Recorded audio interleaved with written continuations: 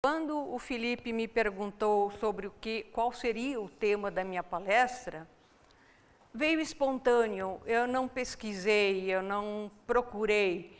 Eu falei, a função do amor na evolução. Aí eu parei e falei, mas por que veio esse nome? Depois da palestra do Ariston, eu comecei a entender por que veio esse título.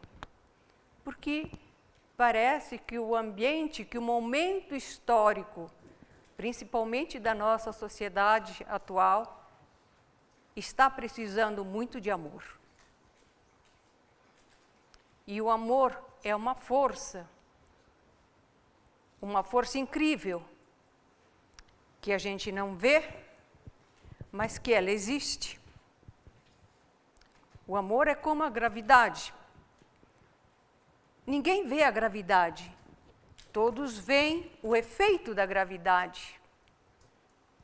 Só que a gravidade puxa para baixo, e o amor eleva, puxa para cima. Por amor, nós ficamos extremamente felizes, exultamos, mas também sofremos, não é? Fazemos renúncias, fazemos atos heróicos. Mas o mais importante, que é por amor que nós nos aproximamos de Deus. E o Ubaldi tinha um amor imenso no coração. Ele amava verdadeiramente a humanidade. E é por esse motivo que ele dedicou toda a sua vida à missão que lhe foi dada no dia de Natal de 31. Nos momentos de meditação, de reflexão, que eram muitos na vida de Ubaldi, talvez mais da metade do seu tempo ele estava em estado de meditação ou reflexão profunda. Ele conseguia transpor, superar as barreiras do ego e entrar em contato verdadeiro com Cristo cósmico. E foi num desses momentos de reflexão profunda, desse contato maravilhoso, que ele afirma ter visto como tudo se originou. E ele escreve isso no livro O Sistema. Então ele afirma, apareceu-me Deus como uma esfera que abraça o todo. Isto é, um conceito abstrato de esfera existente além do espaço, cuja superfície está no infinito. Deus está no centro e domina toda a esfera, existindo também em cada ponto seu. Fica difícil de imaginar uma esfera com a superfície no infinito. Mas é difícil explicar qualquer manifestação que se tenha num momento de meditação, naquilo que os hindus chamam de samadhi. A pessoa transpõe as barreiras do tempo e do espaço, e quando volta, não encontra palavras para explicar a experiência. Então, quando ele afirma um conceito abstrato de esfera existente além do espaço, cuja superfície está situada no infinito, não há dúvida que é difícil para imaginarmos, mas é uma tentativa. É uma tentativa de mostrar que Deus não tem limites, que Deus abrange o todo. E ele continua, olhando mais de perto,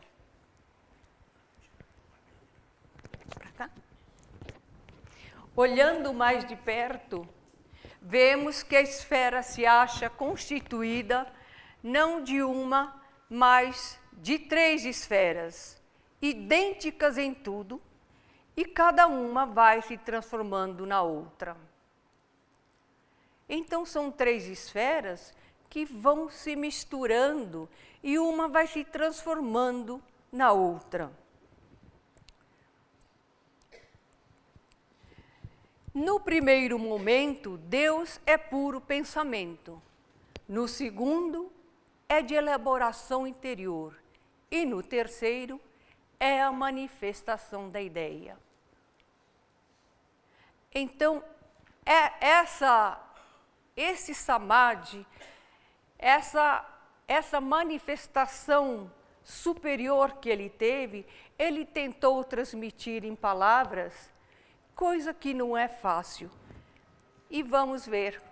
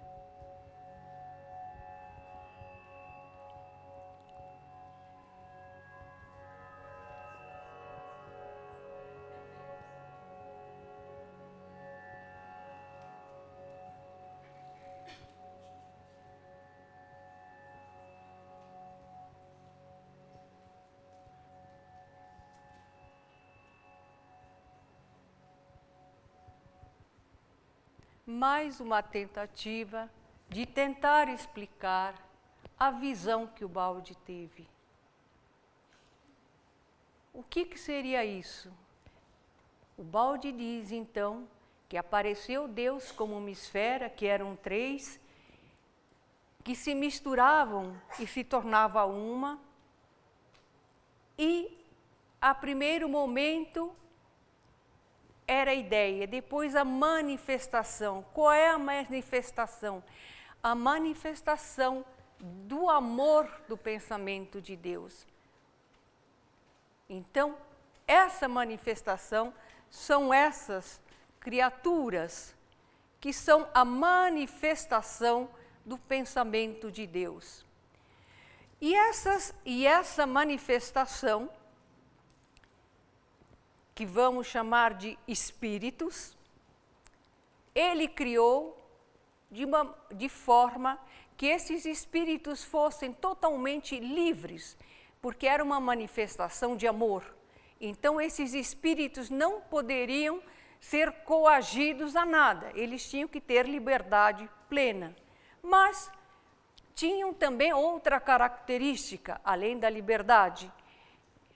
Eles tinham a individualidade. Deus não criou uma coisa amorfa. Deus criou uma coisa diferenciada. Então, Deus fez a sua criação, criou espíritos por amor, individualizados, e que eles deveriam ter uma total liberdade, ou seja, eles deveriam ter o livre-arbítrio.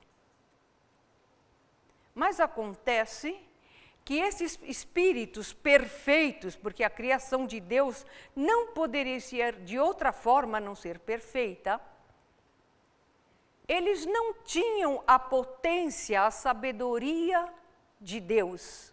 Era uma fagulha de Deus. Então, eles eram perfeitos e eram individualizados, e eles tinham uma função. E eles eram perfeitos na sua função. Eles desconheciam uma outra função. Mas eles também tinham a liberdade. Então, eles poderiam permanecer na função que Deus lhe havia determinado ou não. E acontece que alguns desses espíritos, talvez por curiosidade ou por outro motivo, quiseram experimentar outras funções que eles desconheciam. E o que acontece então? Acontece o que sempre acontece com todos. Quando nós vamos fazer alguma coisa que desconhecemos, nós erramos. E foi isso que aconteceu. Mas a criação perfeita de Deus não poderia ter erro em absoluto. Então, esses espíritos que, por curiosidade, vamos dizer, ou por algum outro motivo, quiseram experimentar uma outra função e assim, desconhecendo essa outra função, deram origem ao erro. Esses espíritos se distanciaram do centro, se distanciaram de Deus. E são esses que estão aqui ao redor. O balde chamou os espíritos que não se afastaram de Deus, que permaneceram na sua função, chamou de o sistema. E esses espíritos que se afastaram de sua função, por curiosidade ou por algum outro motivo, fazendo com que o erro surgisse, criaram o antissistema. Mas que fique claro que esse afastamento não é a nível de distância física. Eu estou próxima dessa mesa, estou mais longe do Damas, mas o meu nível de consciência, o nível de consciência do Jorge Damas, é muito mais próximo do que o meu e dessa mesa. Então, o afastamento que se deu no sistema para o antissistema é a nível de consciência, não uma distância física. Então, as características do sistema são amor. A criação foi feita por amor, foi a manifestação do pensamento de Deus, um pensamento de amor. Segundo, liberdade. As criaturas eram livres de permanecer na sua função ou não, ou seja, tinham o livre arbítrio. E terceiro, a individualidade. Eu sou. Cada criatura, cada espírito tinha a sua função determinada, diferenciada. Não eram todos iguais. E nós não somos partes do sistema, mas também o sistema está aqui presente. Nós fazemos parte do antissistema. Mas mesmo sendo antissistema, nós temos essas características na nossa essência, porque nós somos criaturas também originadas do pensamento de Deus. Conclusão, então, o sistema é constituído pelos espíritos que não se afastaram de Deus, e o antissistema é constituído pelos espíritos que se afastaram de Deus. Repito, uma distância a nível de consciência. E essa distância a nível de consciência é que o que fez com que, se afastando de Deus, surgisse a matéria. Então vejam, tudo no nosso mundo, sem exceção, é constituído por matéria, não é? A parte mais grotesca. E essa matéria é constituída por partículas menores. No caso da pele, nós temos células, moléculas, átomos. No caso de uma mesa, de um objeto, nós temos moléculas e átomos. Na antiguidade, se acreditava que o átomo fosse a menor partícula. Isso já na antiga Grécia. Tanto é que a palavra átomo significa não divisível. Ou seja, imaginavam que o átomo fosse a menor partícula e, portanto, não seria possível dividi-la. Mas, graças a trabalho de cientistas, a partir do século XX e no final do XIX, já se descobriu que o átomo é constituído por várias partículas. E ele é formado similarmente, muito parecido com o sistema solar. No centro temos um núcleo e ao redor nós temos aqui o que nós chamamos de eletrosfera. Comparando com o sistema solar, aqui estaria o Sol e aqui nas órbitas estariam os planetas, cada um girando e respeitando a sua órbita. No átomo acontece exatamente a mesma coisa.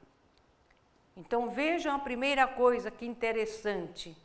Já existem regras estabelecidas e respeitadas. Às vezes a gente deveria aprender com átomos, porque eles respeitam mais as regras do que muitos humanos. No núcleo, nós temos partículas, chamadas prótons e nêutrons. E ao redor, as outras partículas bem distanciadas, 100.000 vezes mais longe, estão os elétrons. Bom, não se preocupem que eu vou falar um pouco de átomos, mas não vou dar uma aula de química. Fiquem tranquilos, em primeiro lugar. Muito bem. Os elétrons giram ao redor do núcleo, tá certo? Porque eles têm carga elétrica negativa, enquanto o núcleo tem carga elétrica positiva. Muito bem. Aqui nós temos, como eu falei no núcleo, os prótons e os nêutrons, geralmente em quantidade igual, geralmente, nem sempre. Agora, os elétrons que giram ao redor do núcleo sempre são exatamente na mesma quantidade dos prótons. Muito bem.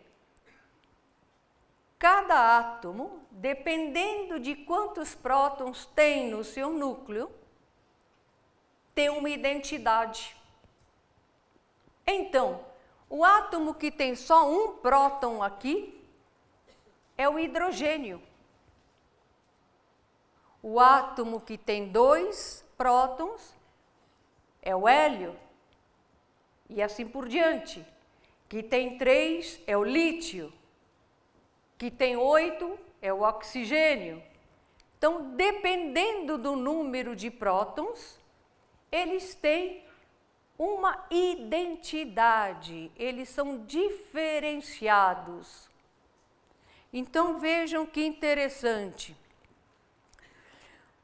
O átomo, ele tem o núcleo, tá certo? Onde nós temos os prótons e os nêutrons, e tem a eletrosfera, onde giram os elétrons, similarmente aos planetas ao redor do Sol. E o número de prótons é sempre igual ao número de elétrons. Isso em qualquer átomo.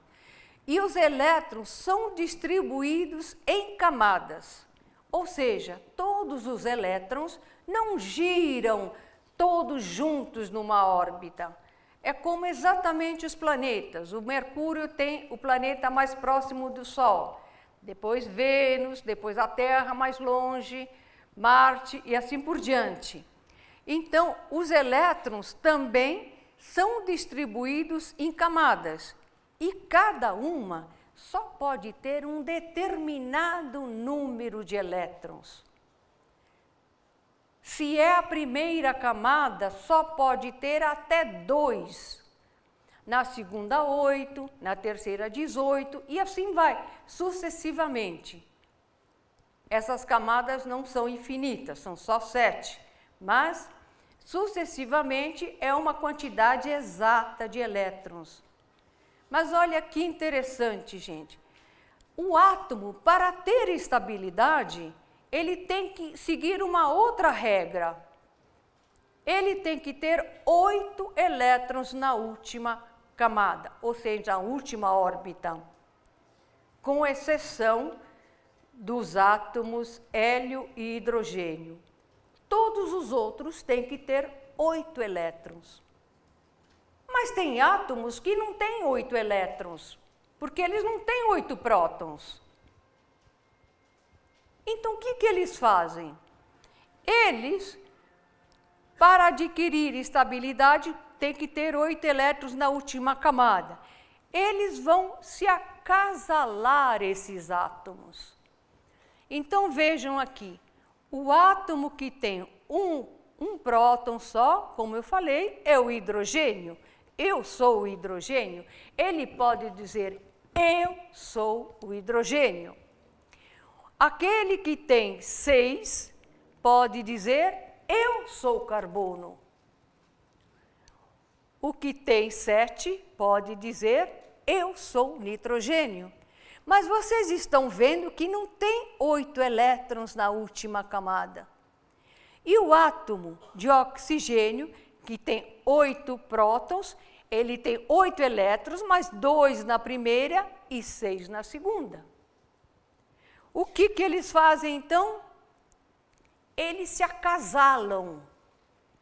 Eles se juntam com outros átomos para adquirir a estabilidade tão desejada. Como nós, todos nós queremos estabilidade. E isso já vem lá a nível atômico. Então, vejam bem que interessante aqui. Aqui nós temos o hidrogênio, o carbono, o nitrogênio, o oxigênio. Observem que aqui um oxigênio, para adquirir estabilidade, se acasalou com outro oxigênio. Então, um empresta os elétrons para o outro e os dois vivem felizes e contentes. 8 elétrons, porque alguns elétrons fazem o trabalho para os dois. No entanto, aqui, eu tenho um oxigênio que preferiu se acasalar com 2 hidrogênios. Ou aqui, 2 oxigênios com um carbono. Quando há esse acasalamento, essa união, surgem as moléculas. Então, aqui, eu tenho uma molécula de água. Aqui, eu tenho uma molécula de oxigênio. Aqui, eu tenho uma molécula de gás carbônico. Mas vocês notaram que não é todo o oxigênio que vai escolher outro oxigênio. Nem todo oxigênio vai escolher 2 hidrogênios. Nós percebemos aqui que existe um livre-arbítrio. Um átomo escolheu um companheiro, o outro átomo, da mesma categoria, escolheu outro companheiro. E isso é liberdade, isso é o livre-arbítrio. Mas agora outra pergunta. O que fez um átomo de oxigênio se acasalar com 2 hidrogênios e um oxigênio aqui se acasalar com outro oxigênio? Houve uma atração, houve uma simpatia. Alguma coisa atraiu para que esses 2 átomos se juntassem, ou esses 3 se juntassem. Será que essa atração, essa simpatia, não será o protótipo do amor, que lá na frente nós chamamos de amor?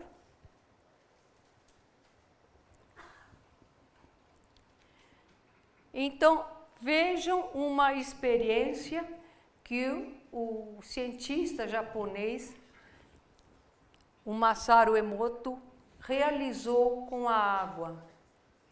Ele colocou a água em contato com energias de pensamento amoroso, ou de pensamento de ódio, ou de músicas diferentes.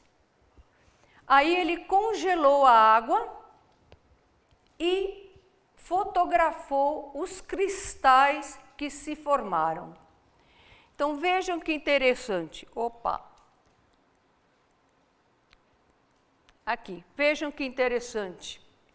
Aqui, quando a água havia sido colocada em contato com pensamentos agressivos, de ódio. Aqui, quando foi em contato com pensamentos de amor. E aqui, a água foi exposta ao som do rock heavy metal.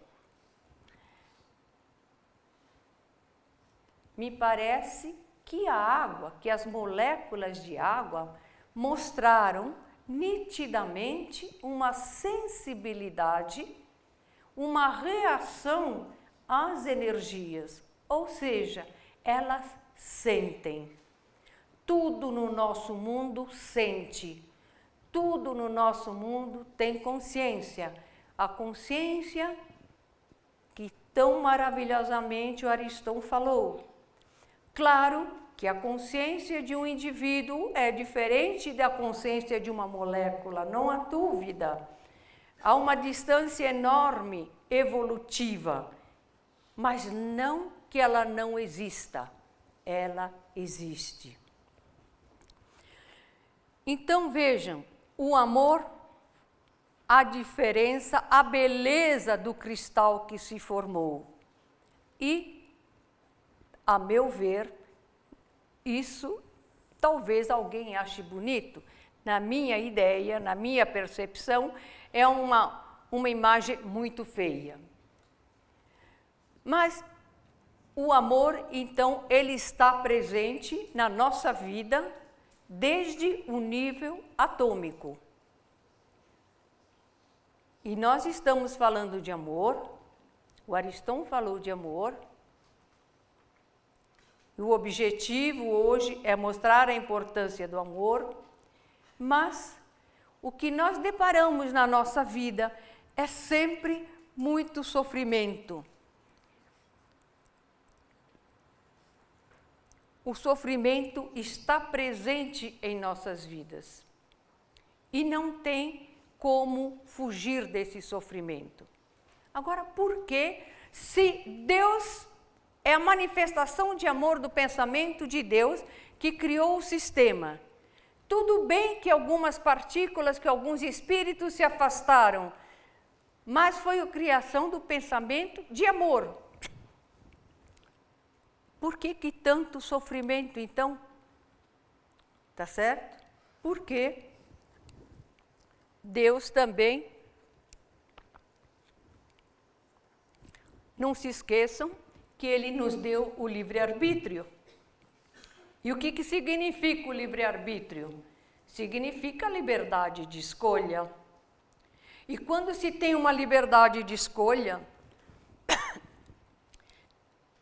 nós sabendo que nós não somos donos da verdade, não sabemos tudo, nem sempre nós fazemos a melhor escolha.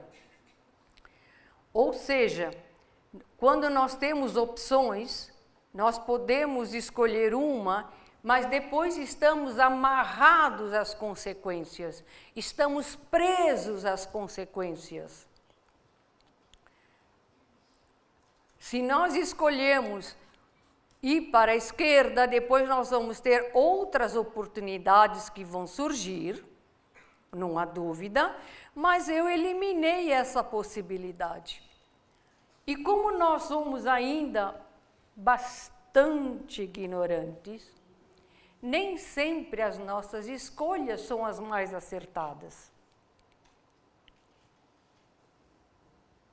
E, não sendo as mais acertadas, nós vamos ter uma reação.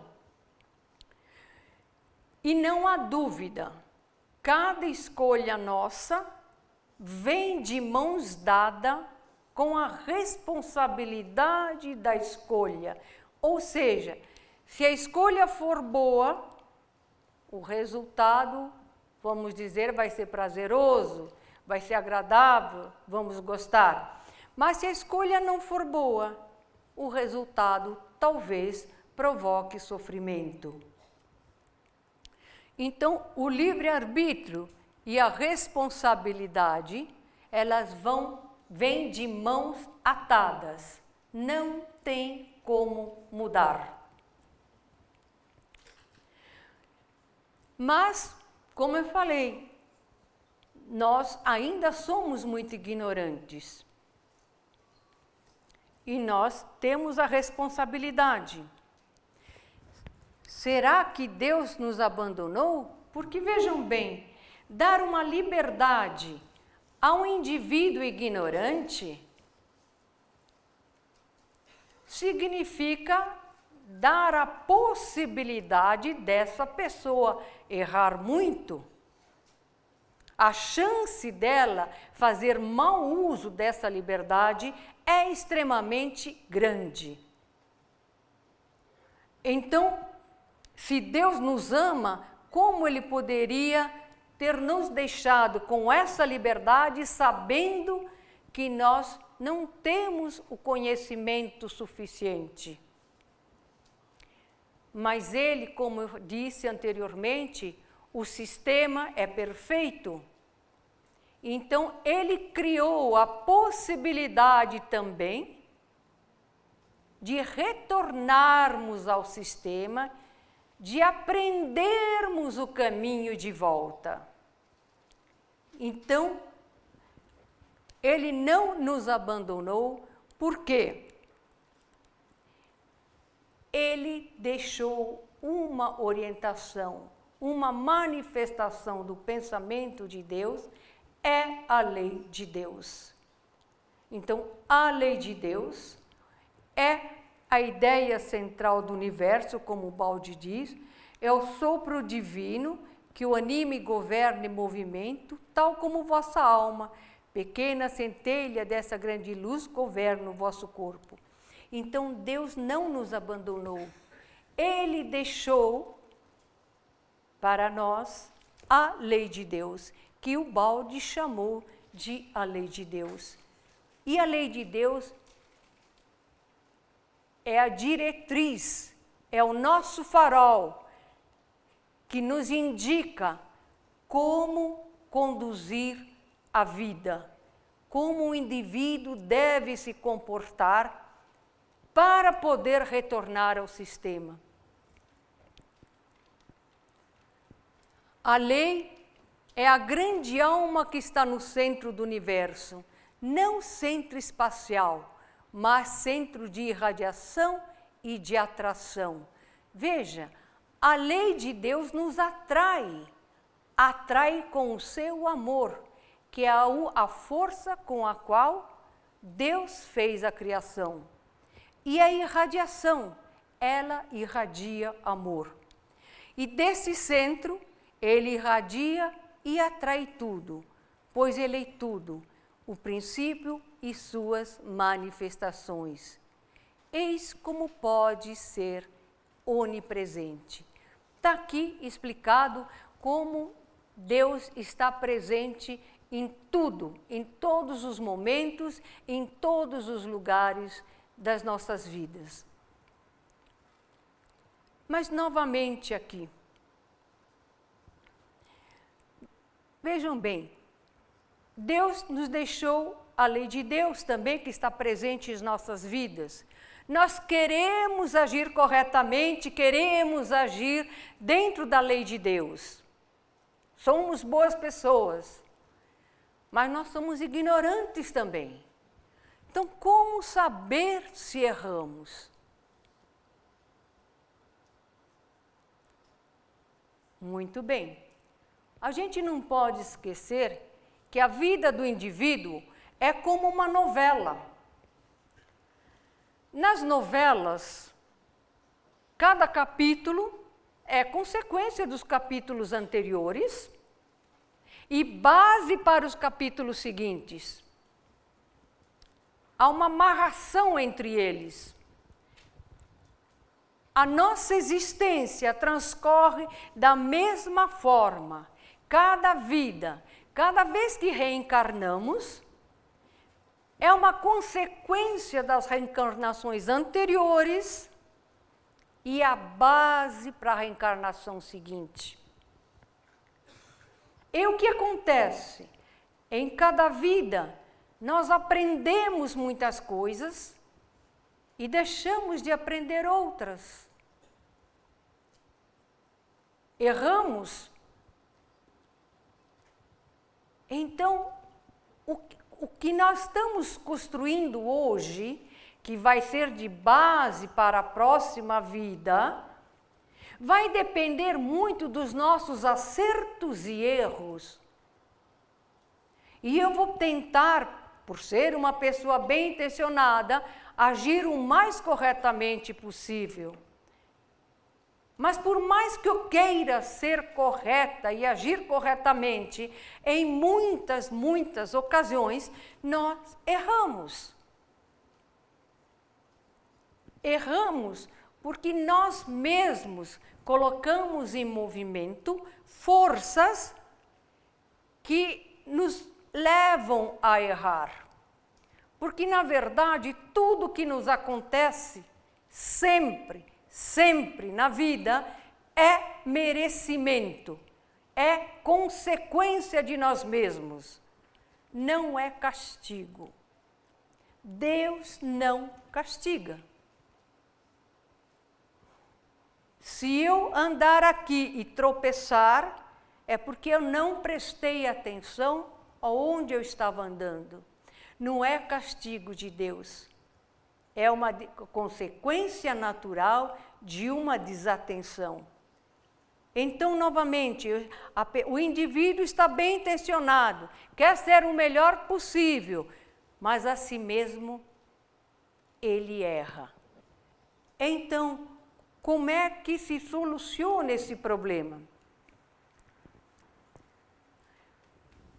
Surge a dor. A lei de Deus tem um método infalível para que a gente aprenda. A dor. Quando vem a dor, tá certo? Não tem como o indivíduo não parar para refletir, pensar e analisar. Então, a dor é uma função fundamental da vida e, como tal, não pode ser eliminada. Nós estamos sempre muito preocupados em eliminar a dor. Dói o dente, corremos para tomar uma Novalgina. Dói em outro lugar, bato o pé, resolvo com uma massagem ou com uma compressa. Então, nós queremos eliminar a dor. Não tem nada de errado nisso. Mas nós temos que procurar a causa que origina a dor. Porque senão ela vai voltar novamente. E por isso que o Baldi diz, ela é íntima função de ordem biológica, construtiva, como excitante de atividades conscientes. Então, a dor, ela é como um professor.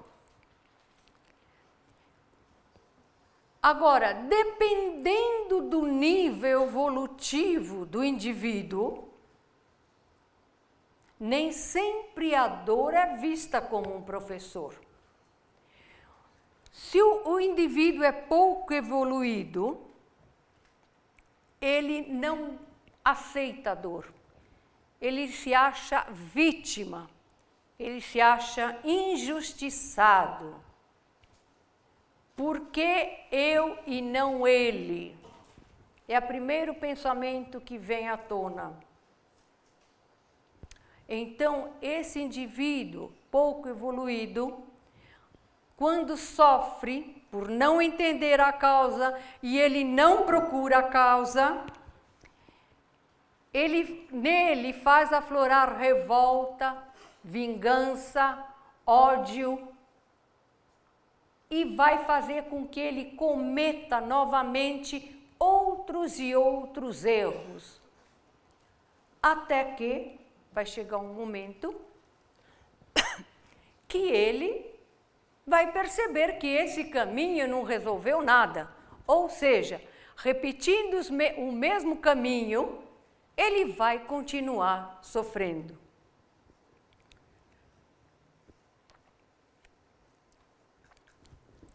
Então, o que acontece? Chega uma hora, como diz, cai a ficha.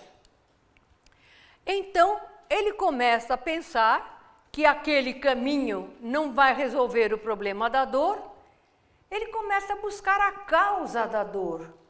Ele não reage de imediato, ele vai buscar a causa que provocou a dor.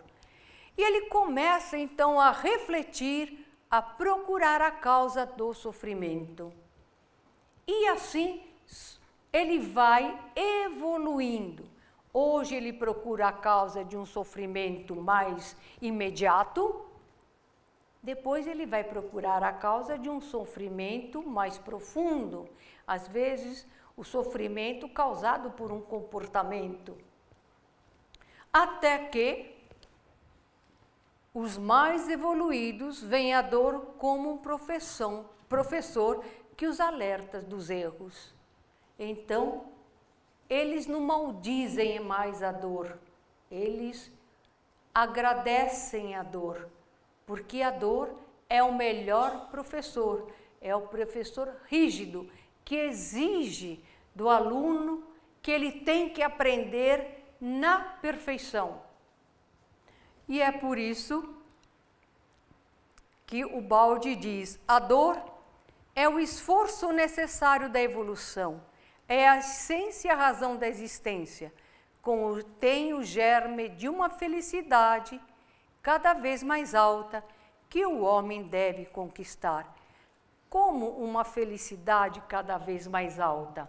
É claro, ele sofre, se já está procurando as causas da dor, ele descobre, ele encontra as causas e se propõe a não repetir o erro, essa dor vai ser eliminada e não vai voltar mais.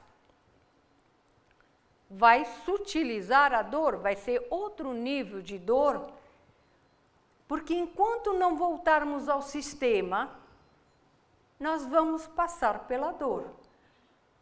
A diferença é o tipo de dor, de sofrimento. Não pensem vocês que os santos não sofriam.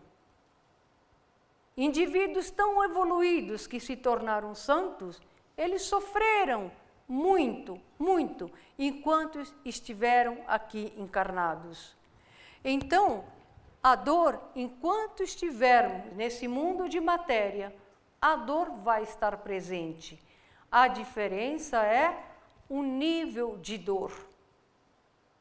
E a maneira de como nós vamos enfrentar essa dor, aceitar, rejeitar ou transformá-la numa professora. Então, à medida que sofremos, ela contém o germe de uma felicidade cada vez mais alta que o homem deve conquistar. À medida que o homem evolui, essa dor se modifica, ela deixa de ser do nível material para ser mais espiritualizada. Não é mais uma dor física, é uma dor emocional, uma dor de sentimento. E se a dor faz a evolução anula progressivamente a dor. Então, à medida que sofremos, evoluímos. E à medida que evoluímos, sofremos cada vez menos. Então, bem-aventurados os que choram, porque serão consolados. Agora, fica claro, quando vocês leem Mateus 5, que os bem-aventurados os que choram, porque serão consolados. Porque os que choram são aqueles que já estão no caminho. Muito bem. O que acontece é que nós transcorremos nossas vidas, como falamos agora há pouco, né? Renascendo e desencarnando, e renascendo e desencarnando. E o que acontece quando nós encarnamos é que dedicamos a nossa vida, o primeiro objetivo é um objetivo material. Está errado? Não, nós temos corpo, nós temos corpo. Nós temos que cuidar do corpo. Atualmente, há muitas campanhas na televisão de colocar muito isso em evidência. Vocês têm que comer muita verdura, têm que fazer ginástica, têm que dormir 8 horas, têm que tomar bastante água, têm que andar, tem que fazer muita coisa para manter o corpo são, não há dúvida. Mas acontece que por mais que eu faça tudo que me recomendam, como verdura, como grãos, durmo 8 horas, tomo bastante água, ando, faço ginástica, chega uma hora que eu vou morrer, eu vou desencarnar, não tem como. Então, não adianta ficar em adoração do corpo, porque ele caduca e morre. Opa! Já está com pressa aqui. Somos corpo e alma. Matéria caduca e morre. A alma evolui e renasce. Então, por mais que nós cuidemos do corpo, que está certo cuidar do corpo, mas não nos tornar escravos disso, não tem jeito, mais cedo ou mais tarde, nós vamos desencarnar. E o que vai permanecer é a alma. Ela teve, durante essa estada aqui, reencarnada, a possibilidade de evoluir. E renasce. O Ubaldi diz aqui, dá mais uma orientação. Nesse mundo, como nós vimos, nós temos infinitas possibilidades. E nós ficamos perdidos às vezes.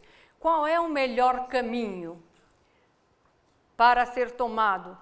Imediatamente, a primeira ideia que as famílias têm em relação aos filhos, ou o adolescente que vai escolher a profissão,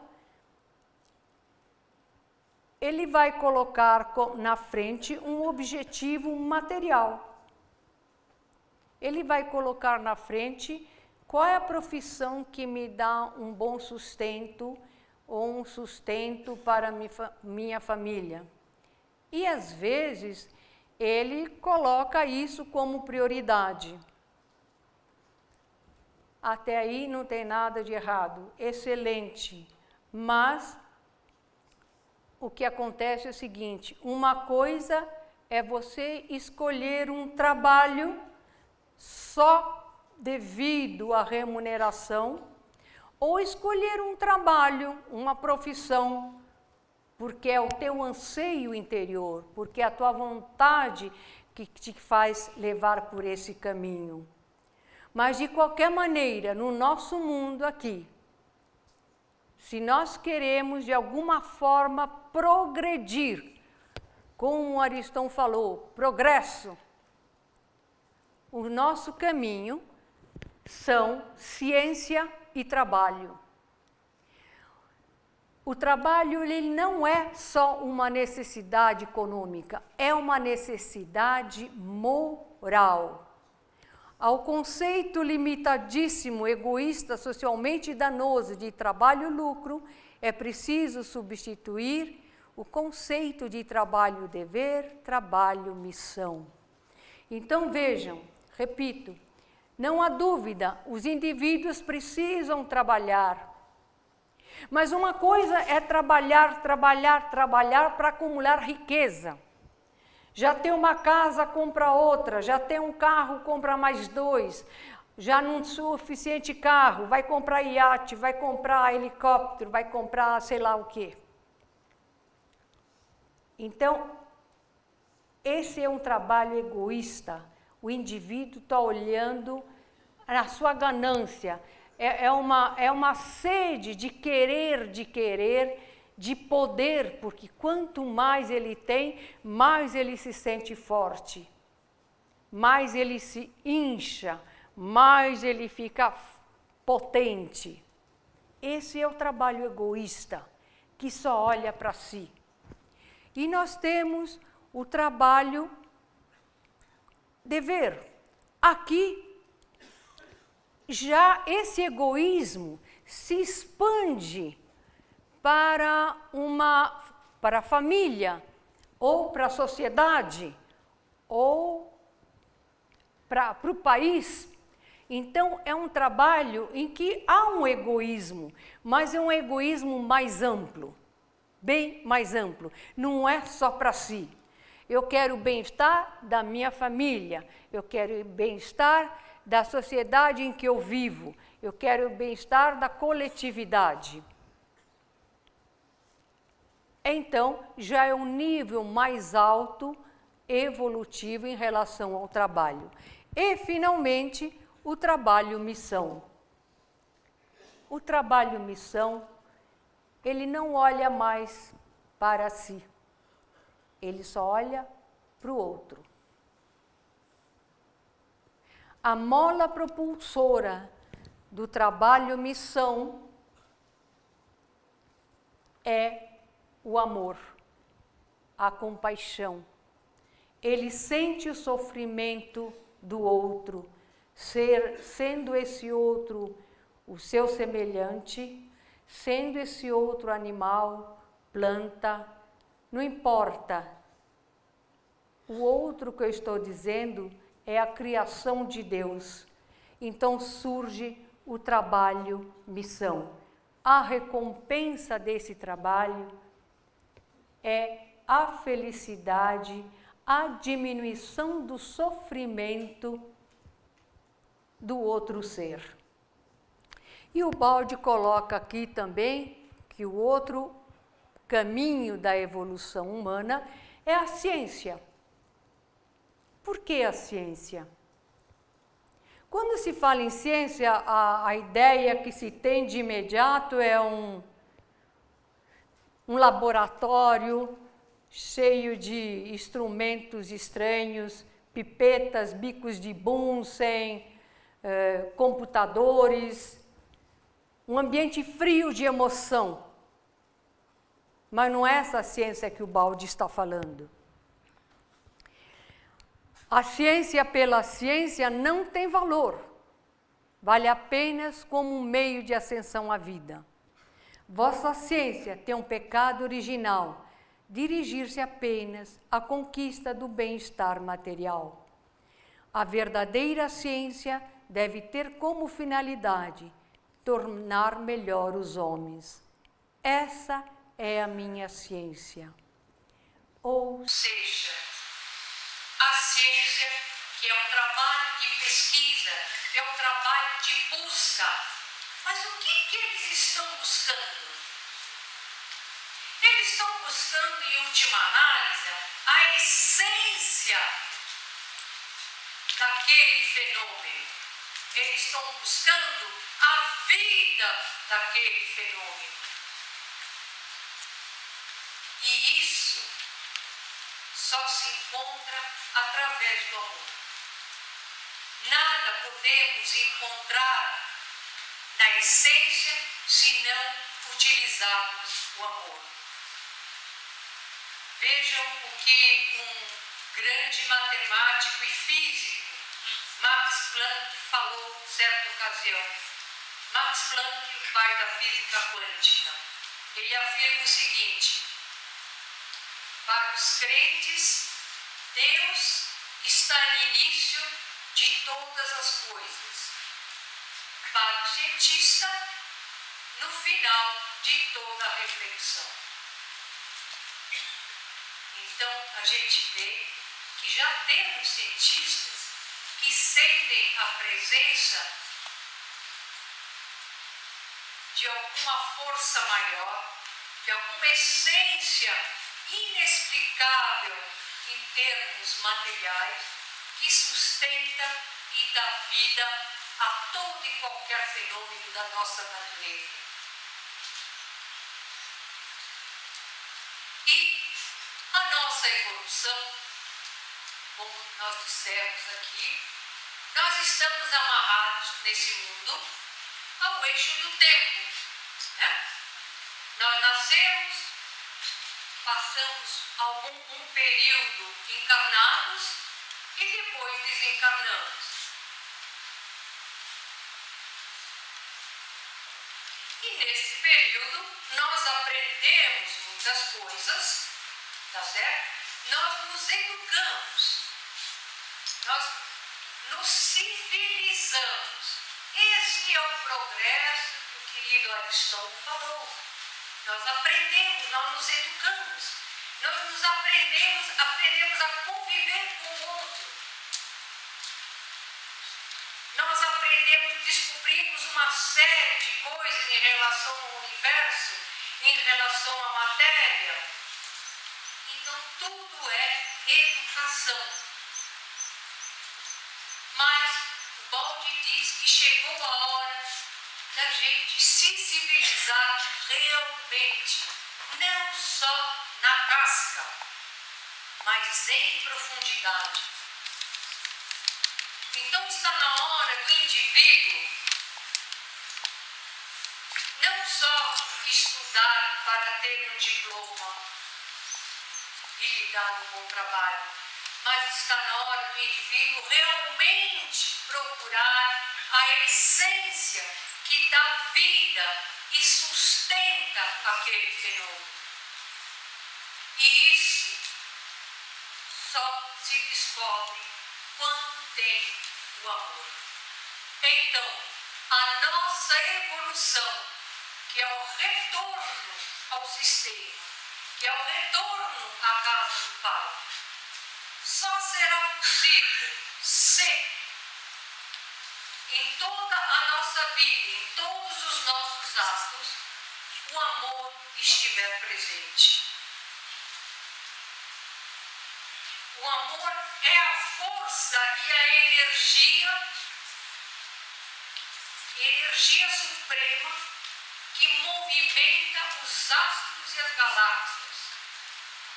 O amor é o eixo e a lei ao redor do qual gira o universo. Isso foi dito por Dante Alighieri há muitos séculos atrás. O amor é a fonte que nos une à verdade. Sem amor, não tem como nos aproximarmos da verdade, da essência das coisas, do que sustenta os fenômenos do universo. O amor, impulso fundamental da vida, força de coesão que rege todo o universo, potência divina de eterna reconstrução, encontrá-lo-emos sempre, indestrutível, em formas infinitas, em todos os níveis do ser. é o impulso fundamental da vida, força de coesão, que rege todo o universo. Rege todo o universo. Potência divina de eterna reconstrução. Encontrá-lo-emos indiscutível em formas infinitas em todos os níveis do ser. Então o amor está presente em todos os níveis do ser, do átomo ao arcanjo. Nós vimos no átomo aquela atração simples, que nada mais é que talvez o início da presença do amor. E foi por amor que o balde cumpriu a sua missão. A missão que lhe foi incumbida no dia 24 de dezembro de 31, pela sua voz. E ele dedicou realmente, de corpo e alma, se dedicou a realizar essa missão. E a obra de Baldi, ela tem partes científicas, éticas, morais, espirituais, mas ela é essencialmente uma obra de amor. Por isso, quando lemos a obra de Baldi, tem que ser com amor. Sentir a obra de Baldi, a sua essência. E, finalmente, depois de concluir a obra, ele vai desencarnar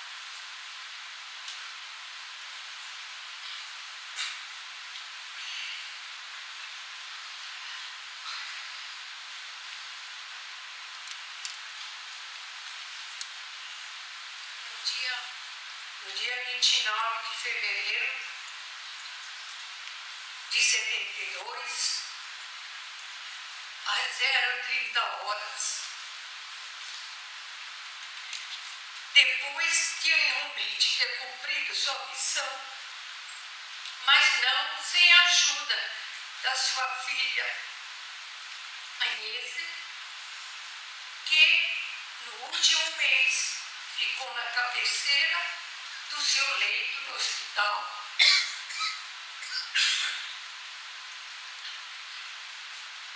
Registrando naqueles gravadores antigos as últimas palavras, as últimas páginas do livro Cristo.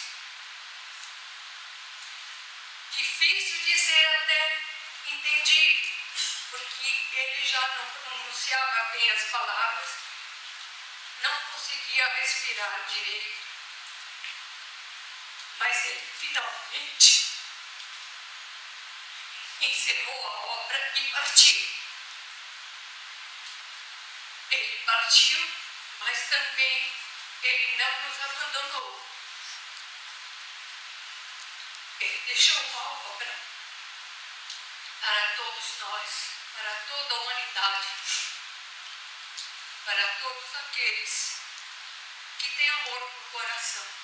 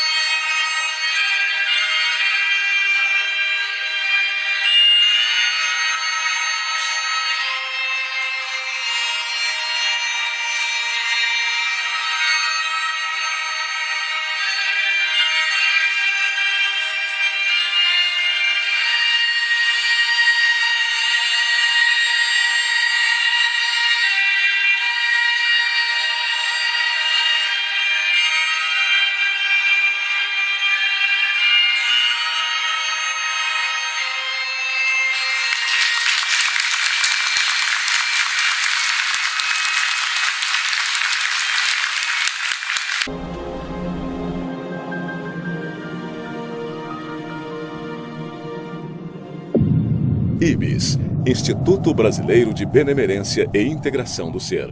www.ibis.org